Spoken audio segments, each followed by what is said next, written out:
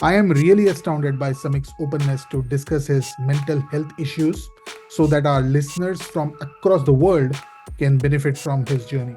I suffer from a condition called bipolar affective disorder. Okay. And I was diagnosed a little bit more than 20 years back. Then another person I know of is like he wants to meet a friend in Singapore, but he's so out of touch with his environment. Hmm. Let's say he walks into an airport, past the security, he doesn't have a ticket. He has to go to Singapore. Okay.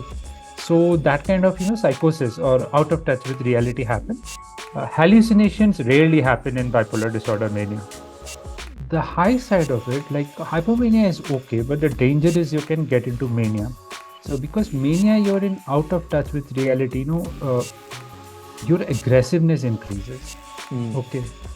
And uh, you might get into fights with people. You might make unnecessary purchases. There are people who have taken huge loans, and you've really really gotten what would I say, messed up on the financial side. We all have got obsessive compulsive disorder of some sort. We all have that. For example, watching reels is a kind of OCD for major. Absolutely. Lithium and drugs like divalproex and lamotrigine, these are maintenance. Okay. And the mania side, they use antipsychotics. The one I've had is quetiapine.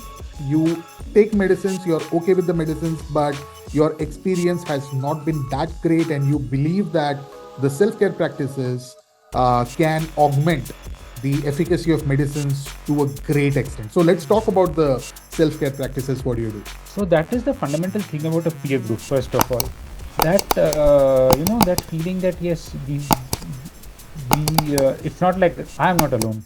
First of all, second is I can trust this person's advice because he has been through that. Mental illness can be imagined as a silent giant casting a long shadow over our lives. Even though we are in 21st century, mental illness is still considered a taboo. Trust me, mental illness is way more common than you can imagine. In America, it touches 1 in 5. Globally, the reach extends to 1 in 8. Yet, very few are courageous enough to accept and embrace the diagnosis and take proactive steps to deal with their mental illness. For immigrants like me, the drastic change of culture and geography leads to enormous mental stress, making them prone to mental illnesses. I too struggled with my mental health when I moved from India to the US. In today's podcast, we will try to peel back the layers of mental resilience and self care with the remarkable individual, Samik Das. I am really astounded by Samik's openness to discuss his mental health issues so that our listeners from across the world can benefit from his journey. Samik has been suffering from a mental illness called bipolar disorder since past 2 decades. Although he does take medicines, over time his experience has led him to believe that taking care of oneself is more effective in mental illness than taking medicines, though medicines are also important. Samik is a part of a large peer group where self care practices are discussed by people with clinically diagnosed mental illness. Uh, and they actually practice these self care practices and they have benefited from these practices. Samik comes from a family of doctors in Kolkata. He did his education in computer science from BITS Pilani and in management at ISB. He has been working as a software engineer and in life sciences strategy for 2 decades. Samik likes traveling in nature. He likes exploring forests, mountains, and seas. And he reads a lot across subjects with specific interest in health, economics, investing, and Eastern philosophy. Samik is also a believer in physical fitness, and his day typically starts with a long walk or at the gym. Samik's approach can be a beacon for those struggling with mental illness. So, join us today as we explore the transformative power of self care with Samik Das right here on the House of Royce.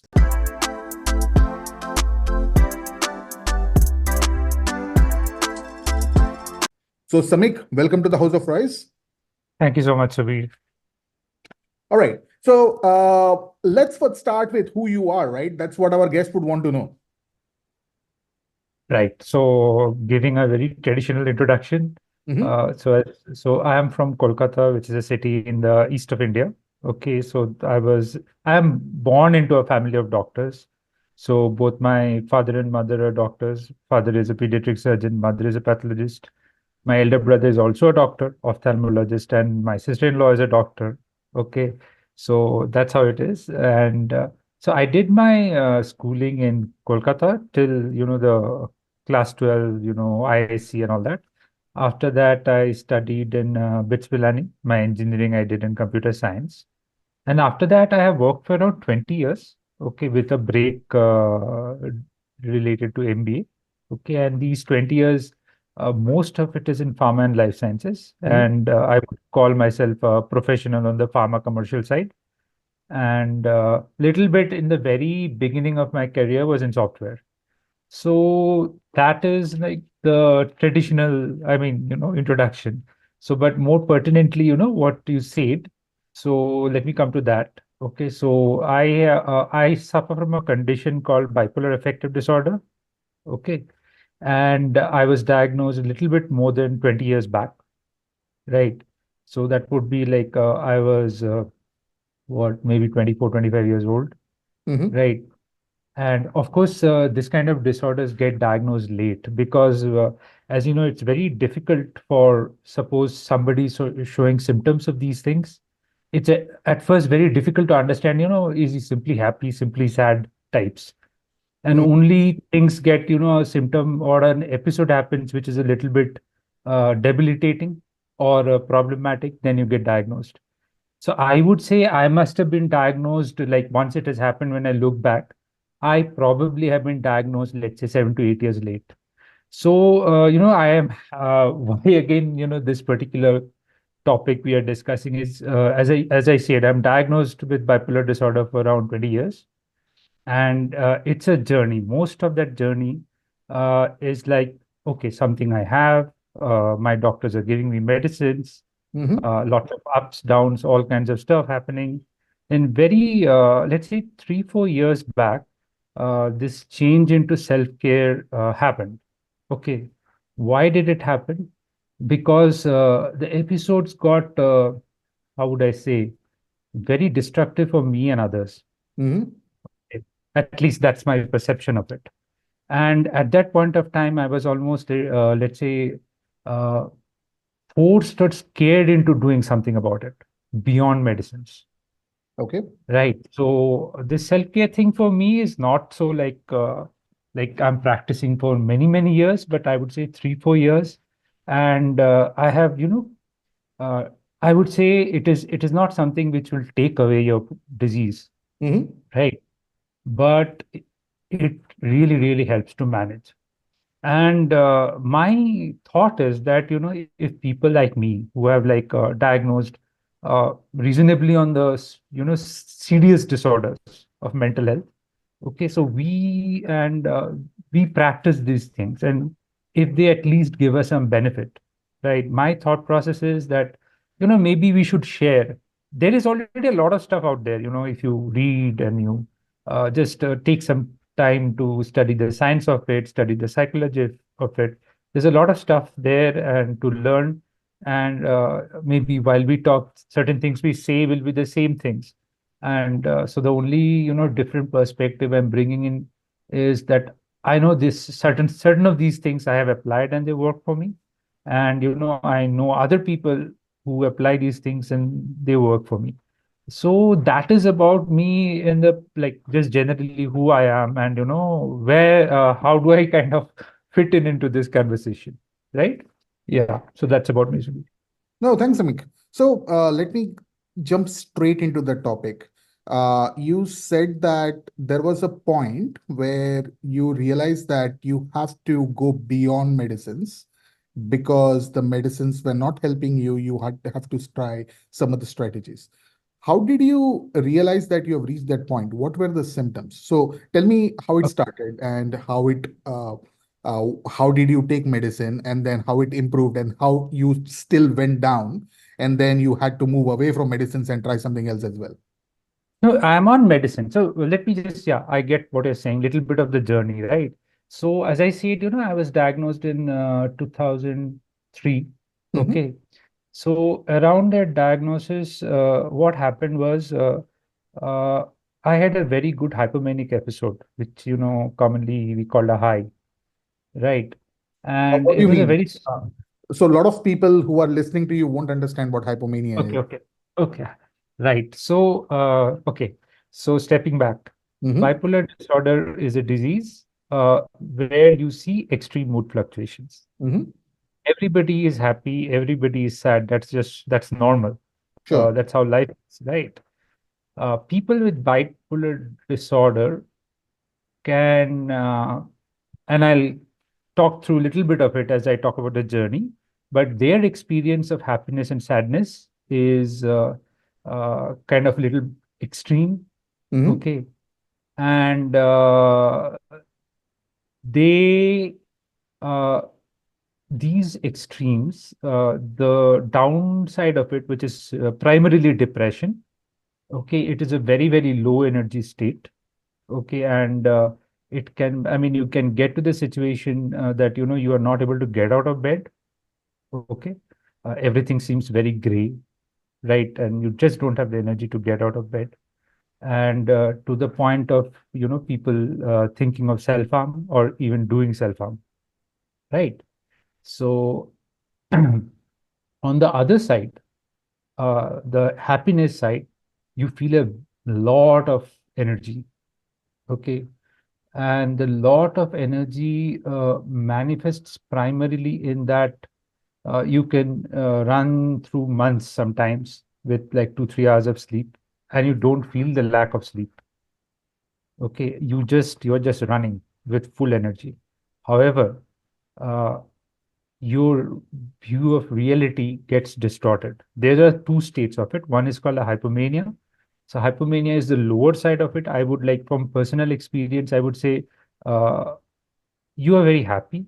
Again, you have a lot of energy. You are not sleeping. It's a very nice feeling. Okay. Now, from hypomania, one step you go up, it's a mania. Mania and I can talk about other diseases also, but in mania, primary symptom of, I mean, definition of mania is being out of touch with reality. Okay, which is in a medical term, it's called a psychosis, Sure. right? So, one example of, let's say, out of touch with reality, maybe, okay, that suppose you're walking down a road, okay, uh, and you think all of the people you see are, let's say, you know them, and you behave like that. I'll give you more real examples, people I know. So I know of a person with mania who had, who thought that he knew there's something going wrong with the ISRO satellite launch, Mm-hmm. and he only knows it. Okay. So now this goes to the point that he actually reached ISRO. He went into ISRO to talk about it. Okay. And of course, at a certain point, he got pushed back in whatever sense. Another example of mania I'll give you from people I know is one person was building a perpetual motion machine. Okay. And please see, you have to understand that these people Mm-hmm. uh, are doing it with all seriousness and authenticity, Sure. right? Then another person I know of is like he wants to meet a friend in Singapore, but he's so out of touch with his environment. Mm. Let's say he walks into an airport, past the security, he doesn't have a ticket. He has to go to Singapore. Okay. So that kind of, psychosis or out of touch with reality happen. Hallucinations rarely happen in bipolar disorder mania. Mm-hmm. Okay, that is a more common feature of schizophrenia. Sure. Okay. Okay, now coming back to my journey. So, as I said, when I was diagnosed around 2003, what happened was at that point, I don't know what is happening, right? I don't know. Nobody knows about this disease. At least I don't know. People around me don't know. So, I had a very beautiful spiritual high. hypomania for 2, 3 months. Okay, I was actually going to a spiritual organization in Bangalore. I was then working as a software developer in Bangalore, and everything was like, those spiritual experiences they talk about. Everything is one. Uh, I can almost have a conversation with the rocks, okay, lying on the road. However, yeah. So um, what else I remember? So I'm going to this, organization. There is a guru in this organization. Evening, programs are happening, satsang, bhajans are happening. Completely enjoying that with a friend of mine. And so that happened, and then I crashed. So this is normal. Okay. Mm. Once the high is over, you'll crash for whatever reason, and you'll crash big. So then I crashed, and got into, I was so not doing so well, and really not doing so well. So I had to go home, and I was on the bed. I couldn't, like, I mean, there's no energy or motivation to get up. So at that point, my father took me to a psychiatrist. The Mm. psychiatrist gave me a, tablet or whatever medicine for depression. At that point, he asked me that, tell me something. Do you have you ever felt very happy, like, you got up and the world is so beautiful types? So I said yes. Then he said, okay, your diagnosis is bipolar disorder. So that's how I was diagnosed. Okay. Now that's 2003. And from there onwards, 20 years, I have. Depression, I gave you a sense. Okay. It is like, it's just a very low energy state. You are unable to, whatever you want to do, work or at home, you're unable to focus. Okay. Simply Got it. unable to focus. Right. And, mm, and you are unable to get up from bed. Everything is gray. Okay. Then uh, the high side of it, like hypomania is okay, but the danger is you can get into mania. So because mania, you're in out of touch with reality, your aggressiveness increases. Mm. Okay. And uh, you might get into fights with people. You might, make unnecessary purchases. There are people who have taken huge loans, and, you've really, really gotten, what would I say, messed up on the financial side. Okay, because simply the judgment is gone. It is, we can also think about is like, everybody has these things within. Sure. Everybody has these things within. Problem is the inhibition is gone. You're of course, you will know this, no? I mean, probably you'll have a better explanation. I'm just trying as best as I can understand. There's this reptilian brain, and on top of that, you have this cerebral cortex. So the Mm. reptilian brain, the cerebral cortex is kind of, managing the reptilian brain, while the reptilian brain has its own uh, kind of things which it needs to do, which is important for us. In mania, that control is not there. Mm. Okay. So good, bad, whatever is inside you will come out. Got it. Okay. So that is how it is. And then, okay. So, yeah. So, uh, initially, my hypomania mania episodes were, much more, I would say on the milder side, if I can say so. But 3, 4 years back, I developed along with, so my manias got worse. Okay, I was very aggressive and doing all kinds of things which I would say, one thing, too much interaction on social media, talking to people without able, without understanding boundaries of things, or without being, where to stop. Okay, Mm. that is one. Then also lot of I would say aggressiveness. Okay, so that side, what happened was, so did certain things which were, I won't go into the depths of it. Sure. Okay, but I did certain things which were hurtful to people. Okay, and once I'm out of mania, then I know, I messed up, and Mm. it leaves a it leaves a very difficult thing to handle. How could I do this? Got it. Okay. And so another thing I developed was I started having severe anxiety episodes, and about just about anything. Like the most, if I tell you, you'll think, why is this guy even bothered about this? Why is he, so anxious about this? And the Okay. anxiety disorder would be at the type of time of mania or hypomania. In during what phase? No, so you can think about, the highs are hypomania and mania. The lows are depression and anxiety. Normally, the way bipolar disorder is defined is hypomania, mania, depression. No, no, no. But Fair. What I meant was, see, hypomania and mania are the one extreme, and then you have got depression on the other side, right? You're going down. Uh, right. the anxiety part, it starts at the hypomania side, or it directly No, starts when you reach the mania end, or it goes, or when you're at the negative end, at the depression it's the side. negative. It's the negative end, which can either be a mix of depression and anxiety, or it can be just purely anxiety. It's the negative side of it. Hmm. Okay. So now, yeah, and I was really, really anxiety. I can, I don't want to go to the depths of it. Sure. Okay. Very, very severe anxiety. Okay. So at that point, what happened is both these things started happening, and I was almost scared into, I need to do something, dude. Because what is happening is I'm on medicines for 20 years, right? This thing is keeping on happening. All right. It's not enough. I need to do something about it. Right. And that's how it started, my self-care practices. And again, as I said, that will be maybe 3 to 4 years back, Hmm. right? And yes, I would say it has helped me a lot and also brought a lot of discipline in me. Okay, man, like a lot of change in me in terms of discipline. So yeah, so that's how it is. If I let's say my 20 years, sort of journey, then what makes me, really, really serious and pick up all these things which I do. Got it. Got it. No, quite interesting and quite enlightening, because at least you are lucky that you were diagnosed with bipolar disorder.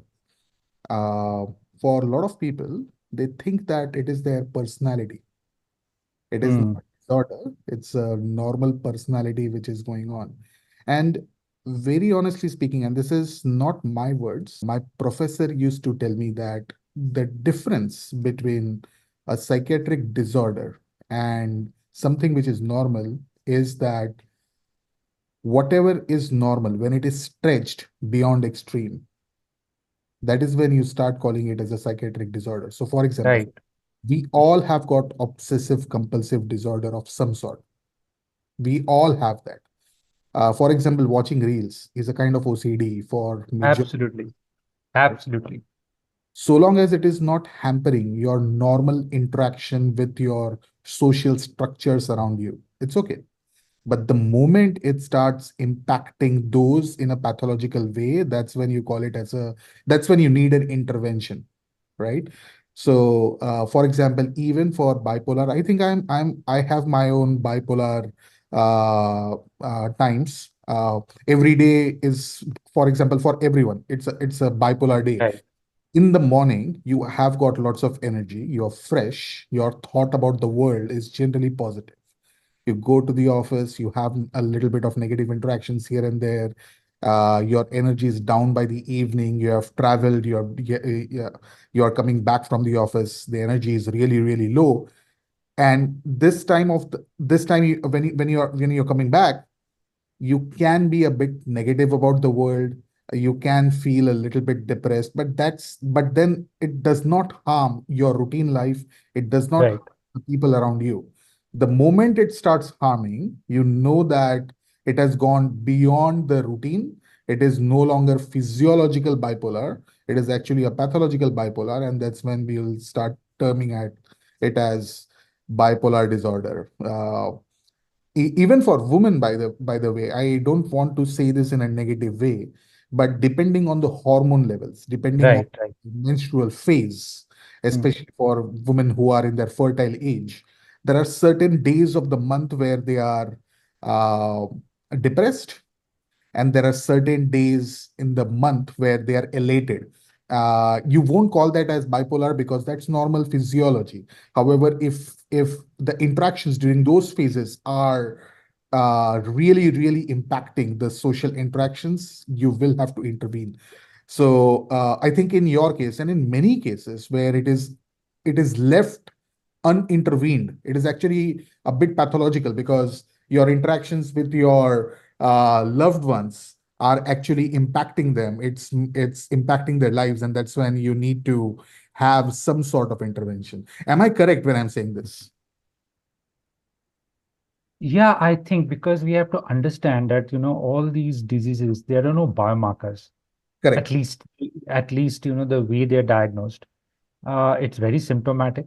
Okay. Uh, and maybe, I let me go on. Okay. Maybe we are like delving into things too far and too early. But what happens is, see, this diagnosis evolve. Why? Because ultimately they're all symptomatic. Hmm. Today you are depression. Today you're diagnosed. Suppose you have depression. Okay. 1 year later, if you have a hypomania, then you'll be diagnosed as bipolar affective disorder. 1 year later, you have a hallucination, you become schizoaffective. Okay. So, yeah, they're very symptomatic and there are no real boundaries. Okay. And because they're symptomatic, it also, there is a lot of qualitative, judgment here.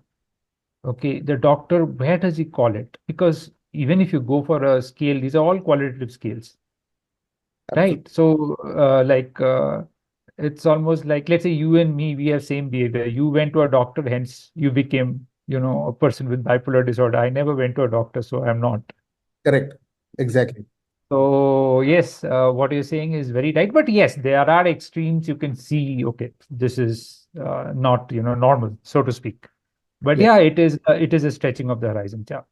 Right. And you rightly mentioned about the pathophysiology in a very simplistic way, that you have got this reptilian brain, which has got a control by the conscious brain, and somehow the loss of control would lead to a lot of these psychological pathologies. So, for example, somebody who has got a mania, the filter is just removed, and his expressions are uninhibited, uh, which is quite interesting, because when you started today's discussion, you said that you were a lot into religious practices. You used to, not religious, I would say spiritual practices, where you would go to some ashram, I guess. You had a guru, right? I am assuming that you would meditate, right? And I love those kind of discussions. I am trying to seek my own spiritual journey, and when I discuss with a lot of people, what they say is that in the conscious world, our understanding of the world are limited to the five senses what we have, and these Right. limits are actually put by these filters which are there in our brain over the reptilian brain. All right. So when you are taking certain drugs, I would say, which are psychoactive drugs, sometimes the filter gets removed, and then you get uh, something like schizophrenic symptoms, in the sense you can sometimes smell a color, you can see a sound, and things like that. All right. It's because, and those are hallucinations, of course, but it's because the filter has been removed. And one of the goals, not one of the goals, I would say, but one of the paths through the meditation is to uh, take out these filters, but in a very, very controlled way, so that you move to the next realms of consciousness. Our current realm of consciousness is because of that conscious filter what we have over the reptilian brain. Whereas in psychiatric disorders, the filter is removed, but not in an organized fashion, and then it leads to kind of psychological explosion which cannot be controlled, and then it leads to psychiatric illnesses.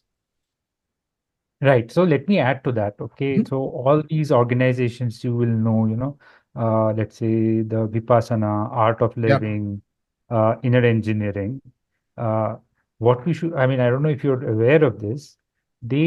So they have, gradations of courses. Mhm. All right. I'll take Art of Living. Okay. They have this basic course where you do Sudarshan Kriya. Yeah. Then you have this silence courses.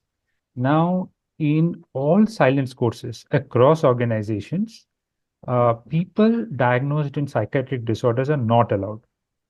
Mhm. Okay. Sure. There.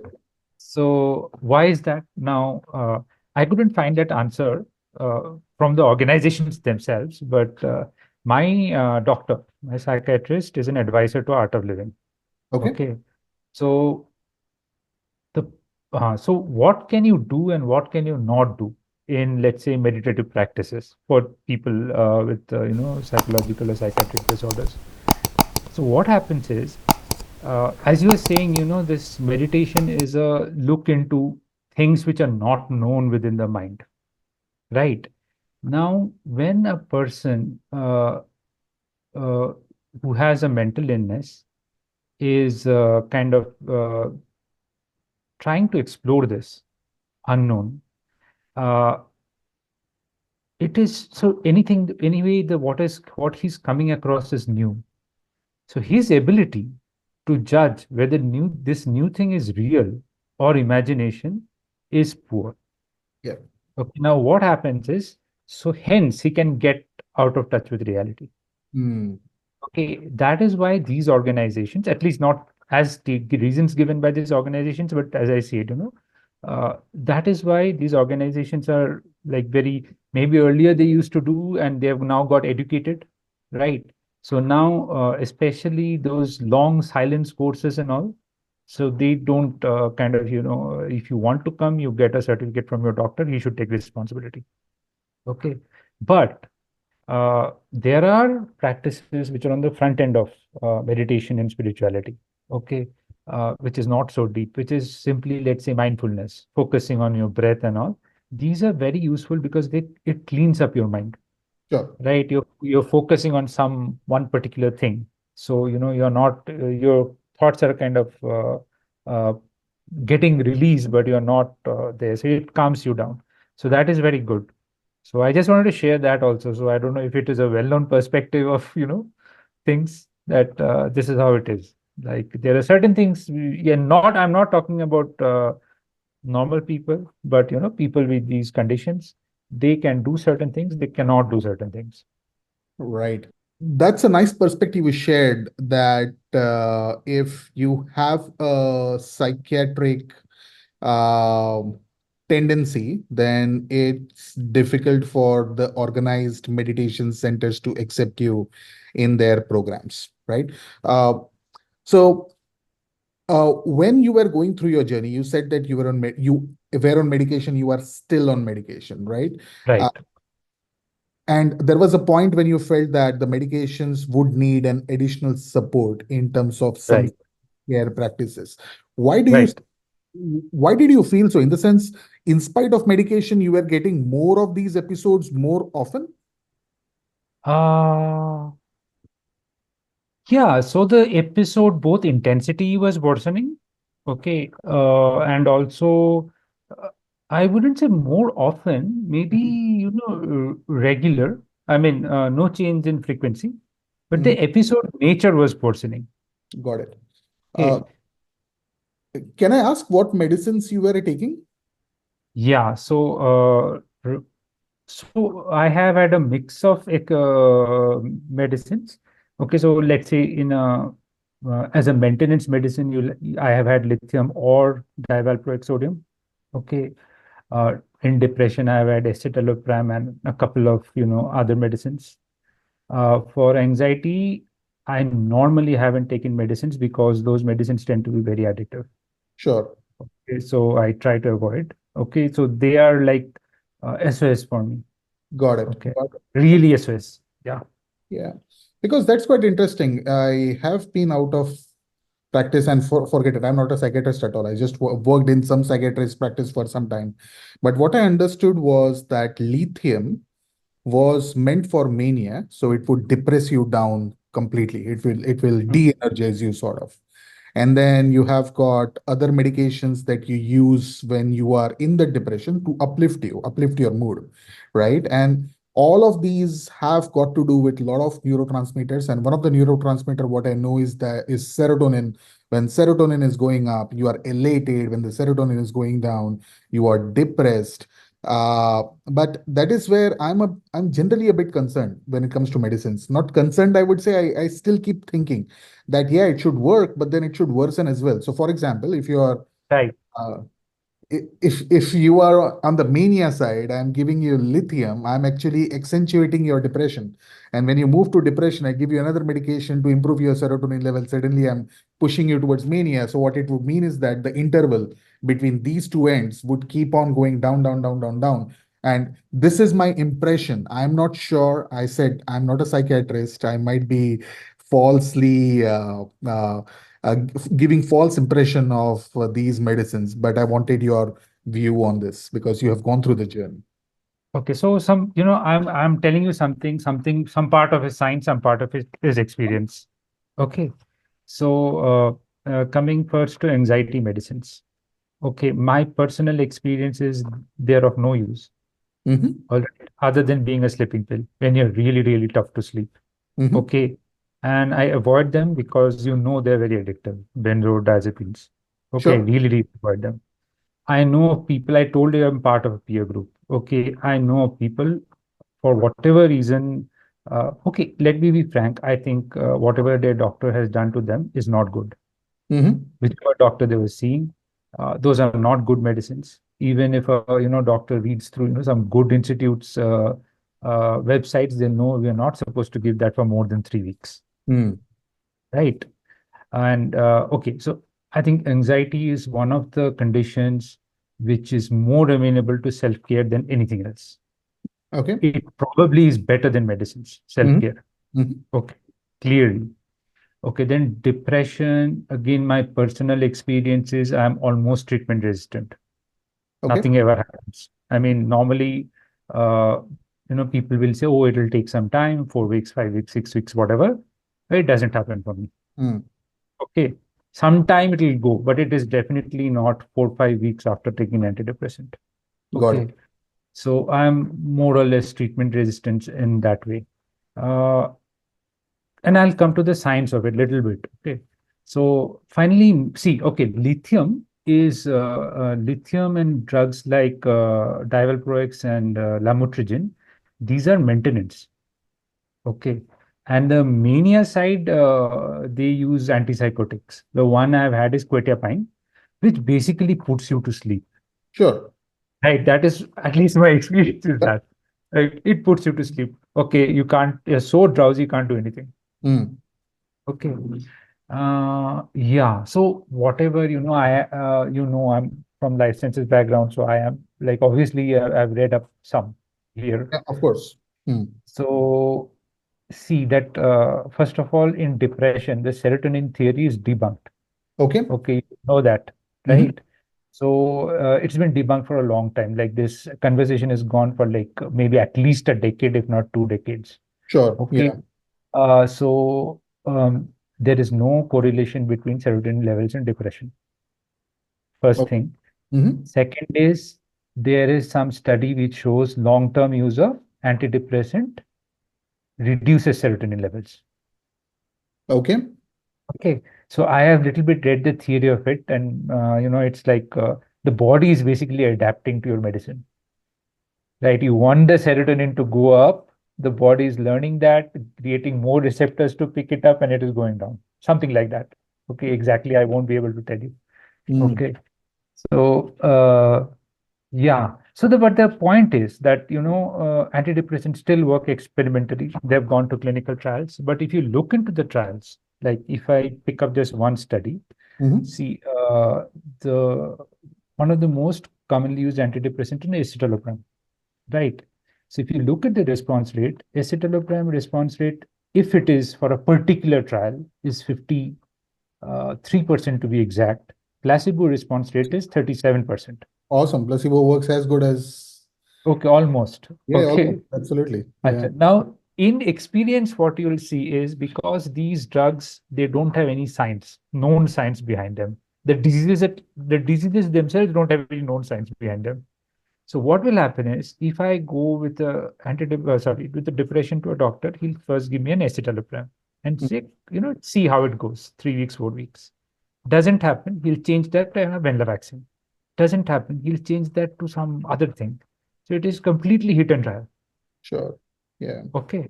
So because first of all, the response rates are not very high, the hope is that something will work, Right. right? And one by one, this is how it works actually. And you'll know. You have been, maybe you've done 1 year psychiatric practice. So this is how it works. So my faith in, as I said, anxiety, I don't think medicines are very useful Mm. unless you're really having a hard time. Mm. and you have to go to sleep, you're not able to sleep. Okay. Uh, Depression medicines largely don't work for me. And if you look at the science behind it, you understand that none of these diseases we know exactly why it is happening. None of the medicines we have the mechanism of action. Okay, exactly why it is happening. So, and again, this is also true for antipsychotics that we don't know why they work. There Mm. was once a theory, like for example, just like serotonin theory, for schizophrenia, there was a dopamine theory. But Sure. that is also now, people have stepped back from it. We don't really know. Mm. Mm. Okay, it is too complex. Okay, too many, I don't know what it is, too many hormones, too many neurotransmitters, what is happening. Sure. Okay. Sure. So basically it is a space where you don't know how exactly this is happening, Mm. and you don't know how exactly these drugs work. Yes, there is some amount of clinical trial showing that yes, I mean, I think okay, 53% over 37% is something. Mm. So yeah. So as I said, my personal experience of psychotic drugs, like one I have had is quetiapine. It just puts me to sleep. Got it. I mean, it doesn't let me operate. Mm. Okay. So yeah, I think did I answer your question? Yes, you did. You did. And it actually leads me to another question, uh, not in the same genre, but anyways, let me ask. Uh, you said that in case of bipolar disorders, there are days when you are depressed, and then there are days when you are elated, right? Are there specific trigger points that leads to either of the phase? So, for example, let me throw an example to you. In As I said, normally also we are bipolar. So it's just that it does not hit you so much that you will go for an intervention, right? So, for example, if I have a fight with my wife, okay, it's a stressor. Hmm. That's a Hmm. trigger point, right? To me, generally, it will throw me into the depression phase. Hmm. It's generally true for most of my friends. I have talked to them and I realize that yeah, they shut down, they keep quiet, and they are a little bit low. All right. And then after some time, once the wife comes back or whatever, they mend their ways and sulah ho jati hai and things like that. And then things go normal. And then because there was a depression phase, after some time, you will have an elation phase where you have got extensive love for your wife and for your family Right, right, like that. right. Hmm. Is there a trigger point in real bipolar disorders where it's a pathological version of what I'm saying? No, no. It is like the same stressors which stress you, the same stressors will stress me. Okay. It is the push of that stressor and my ability to manage that stressor is low. Got it. Okay. Yes. I Right. wanted to create. It is for depression, anxiety, the stressors are the same. Maybe you are stressed by work or you are stressed by family, same thing. The stressors are the same. But Correct. my ability or another, I mean, people with mental illness, our ability to handle those stresses is poor. Got it. Certain days. Or maybe we also get, let's say, maybe there are two parts of it. Once we, uh, yeah, I think that's how I'll put it. Like, the ability to handle those stressors is poor. And the stressor is the beginning of it. Okay. Once the stressor has happened, then the episode will take a life of itself. Okay, the stressor is the trigger, as you're saying, trigger. Okay. Now, it is the stressor on the mania side, hypomania side is not so obvious. I was Okay. coming to that. I don't think that there is a trigger which causes hypomania or mania, but it follows this entire cycle. Once I'll you're tell you, I'll tell you what it can be. Okay. okay, So I think it can be. Uh, okay. So let me give you an example. Uh, okay, let me just give you an example. Suppose I listen to hard rock for a long time. hmm, Okay, 1 hour, 2 hour, metal, rock, something.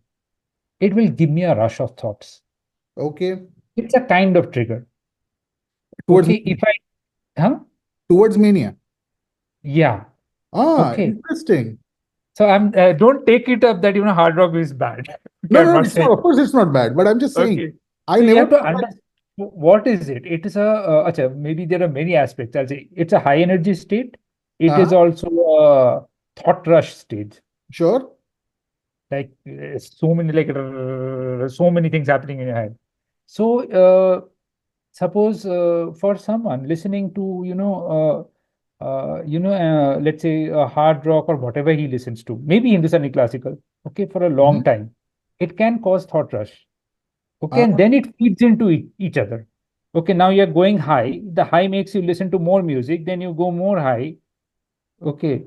So again, it's not as obvious, the triggers like depression and anxiety, but they're still triggers. Okay, I'll tell you something.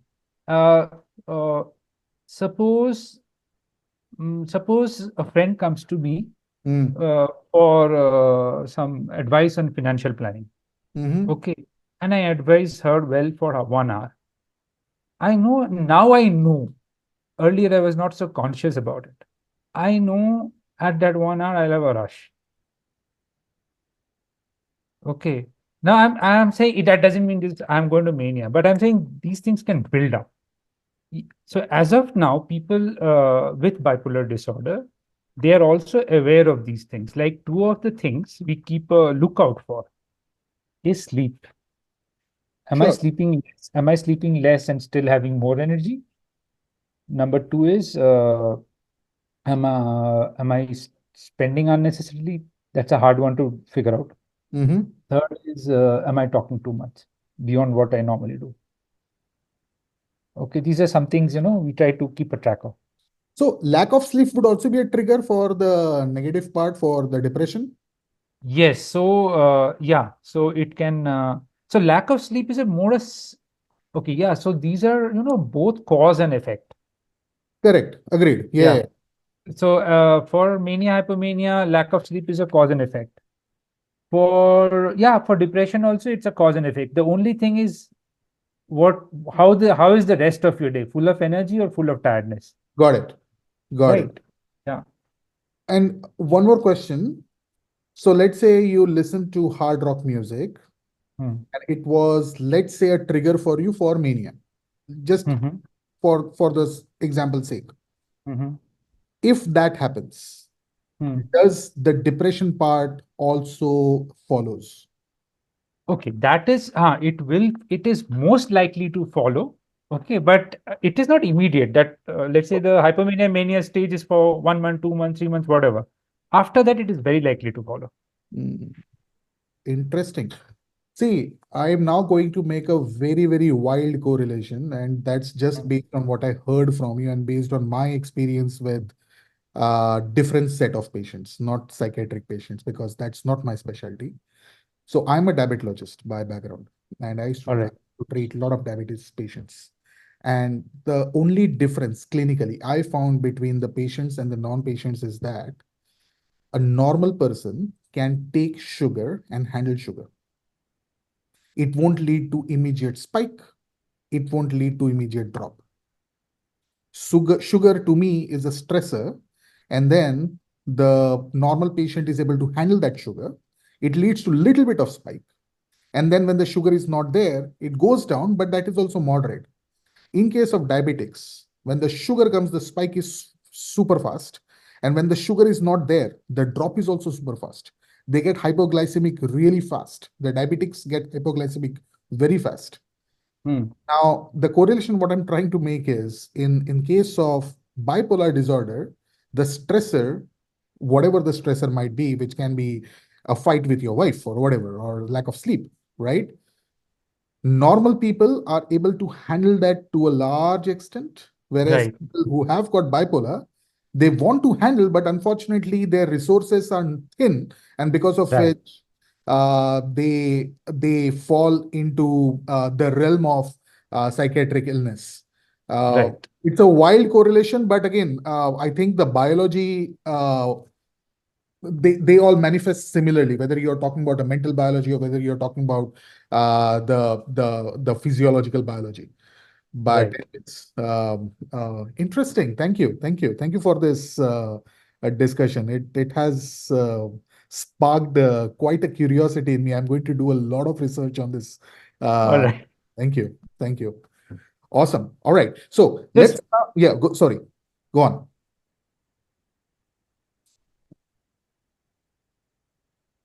Okay.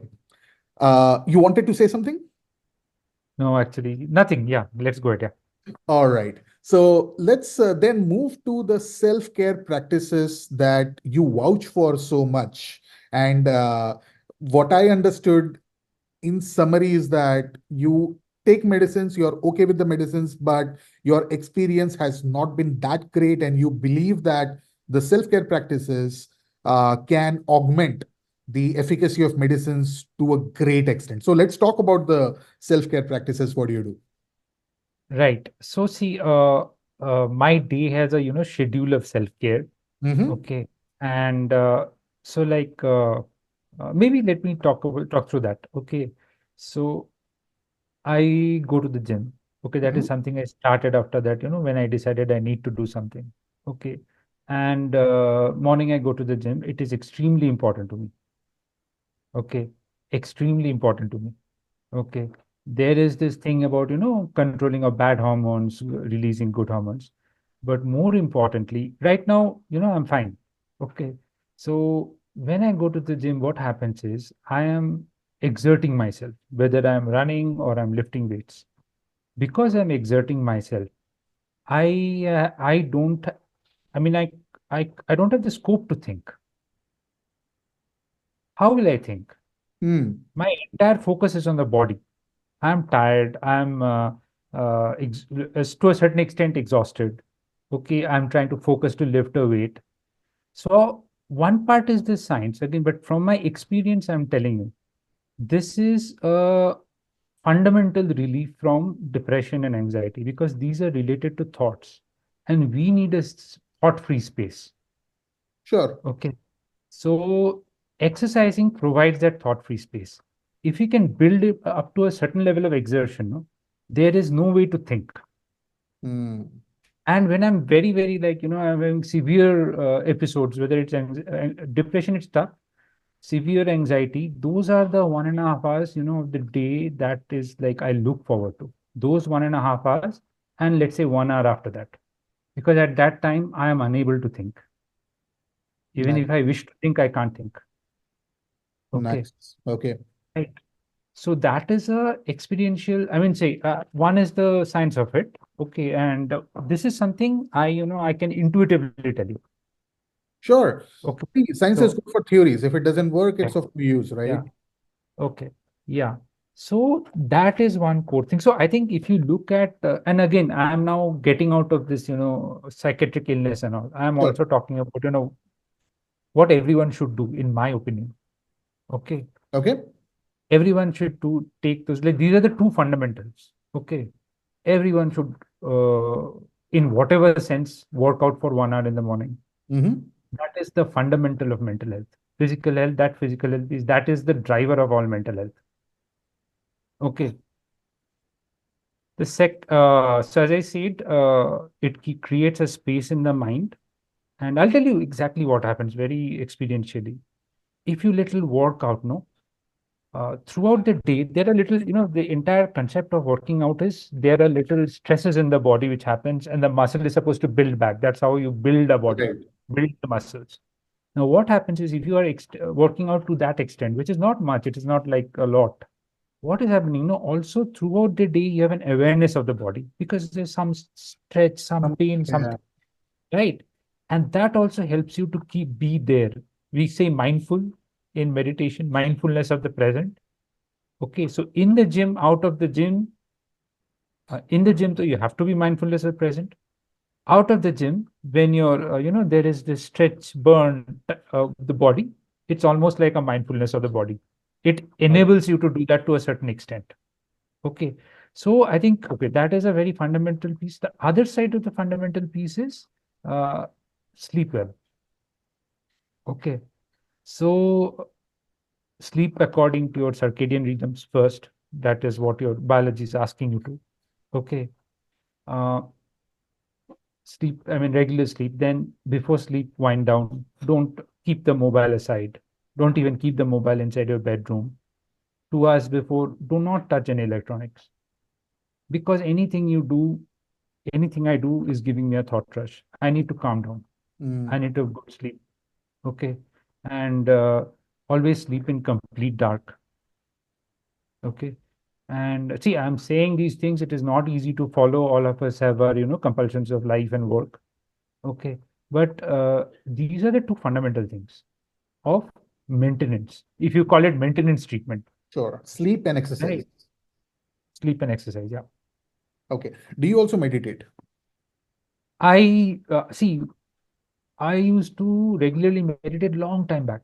Okay. Mhm. But right now I am doing yes, I am doing meditation. Actually, what happened was my wife went for Vipassana, 10 days silence retreat. I wish to go. I'm not allowed. Hence, when she came back, I just, looked up what it is and I'm trying to do it. So yeah, so maybe 20, 30 minutes I'm doing. Yeah. Okay. Because what you talked about exercise, that it allows you to be in the present, in the moment, because your thoughts are focused upon your body going through the stretch and repair, and because of which the amount of thoughts that generate, that slow down, that lower down, right? Even in meditation, at the end of the day, the whole idea is to lower the amount of thoughts that come to you. You focus on your breath, even if the thoughts will come, but then you act as an observer. You don't participate in those thoughts. They will come and go, they will come and go, and you reach a state where the thoughts now don't come. That's the eventual goal of the flow state of meditation, where it's pure Right. focus on the breath. And uh, but but what you're saying is, even if somebody hasn't reached that stage, it's a easier way, not an easier way, I would say, more approachable way is start with exercise and good sleep, and maybe Yeah. then later start approaching these practices as well if they are used to it, Yeah. able to So do it. see, focusing on the breath is not an easy thing. Yes, it is not. Okay. Not focus on the thoughts to forget. Correct. Okay. Now, all practices of meditation you'll see is actually starts with meditation on the body. Yeah. Okay. So if you look at like Ashtanga yoga, right? Yama, Niyama, yoga, pranayama. So once you have done the morality part of it, Yama, Niyama, what is their yoga? Right? Yoga is not for any kind of, I mean, fundamentally in Hmm. our system, yoga is not for, let's say, creating stretching or little bit, I don't know what muscle. No. Yoga is coming of the mind through focus on the body. Correct. Then only can you go to focus on the breath, then focus on the thoughts. All Eastern meditation systems begins with focus on the body. Body.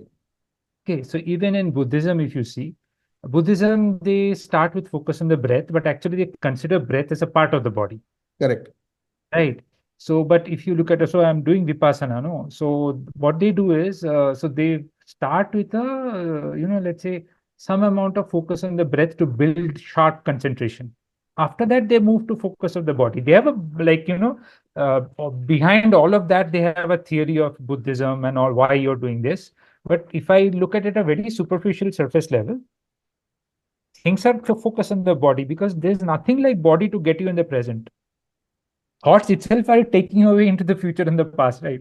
Correct. Correct. Body Agree. is easy, then breath. Okay.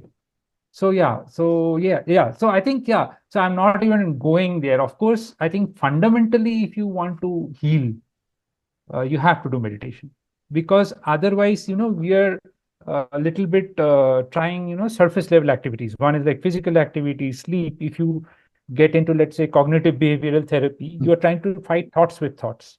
Sure. But again, this is not experiential now, but I think, okay, if you fundamentally want to heal, you have to step back from thoughts and step back from many things. Mm. And Mm. that will be, meditation. Got. Otherwise, it is like, fighting the issue with, some kind of physical exertion, some kind of, cognitive distortion figuring out.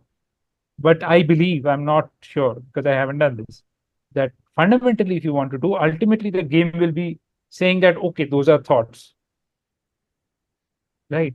So that will be the meditative piece. But that's my hypothesis. Yeah. Got it. Got it. Okay. You also said that you are part of a peer group network where People come together, they share their views, thoughts, you all make strategies together, you help each other. Tell me more about this, in the sense how helpful these peer groups are. Uh, Right. should I, if I might develop a bipolar disorder tomorrow, should I be Hmm. then participating in such peer groups? Oh, definitely. Okay. Because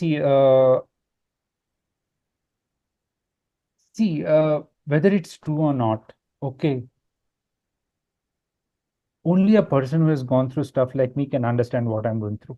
Mm, Okay. I mean, like this is my perspective, might be a little like oh, people feel that, suppose, I mean, even if I don't talk about these conditions, you'll always say, you're saying all this, but have you ever gone through this? mm, Right? That you're telling me, is it okay? Yeah, don't worry, yeah, all that. So that is the fundamental thing about a peer group, first of all. That that feeling that yes, these we it's not like I'm not alone, first of all. Second is I can trust this person's advice because he has been through that. through that, yeah. Okay. Forget the doctors and all that. They give medicines, they give you advice and all that, but I'm not sure if they have gone through that. Correct. Agreed. Okay. So then there is this exchange of techniques, as I said, like suppose somebody might, so these are Telegram groups as of now. There is a small office in Mumbai also. Okay. And so somebody might say, I am unable to, since, okay, I'll tell you, this is a real thing. Okay. There's a caregivers are also in that group. All Mm, right. So suppose a caregiver is writing that, my father is severely depressed. Okay. Now the doctor, I had to hospitalize him. The doctor is suggesting an ECT. What should I do? Okay, then somebody senior in the group and comes and tells, no problem, ECT is fine. ECT is the thing you should do. There are a little bit of, side effects like short-term memory loss, but in such a case, you should do ECT. That comfort that, somebody has done this, okay, awesome. or somebody has gone through this and he's telling you, okay, why don't you try out these two things? And this I talked about a medical intervention, but like let's say somebody is going through depression and what should I do? I mean, somebody can tell me just, just get up from your bed, take 3 steps at a Mm, time. Okay. So, if somebody else tells you like you're not sure, first of all, does he understand my condition? He's saying something, all that. But when okay, or another person who has gone through that condition tells you, you feel, acha, let me try. got it. Got it. Okay. Interesting. So that is the peer group is largely advisory. Okay, Mm, like people advisory, I mean, people are sharing, things like, acha, I'm facing this, I'm not feeling well. And people at that point who are doing well, okay, they're saying, why don't you try this? Why don't you try this? Why don't you try this? Okay, got so it kinds of this, but it has the peer group also, does some programs around this. It has some collaborations. So it is still, the peer group is large. It's 600 people. Okay, but I mean, let's say the organization is building in its sure. capability. Yeah. Got it.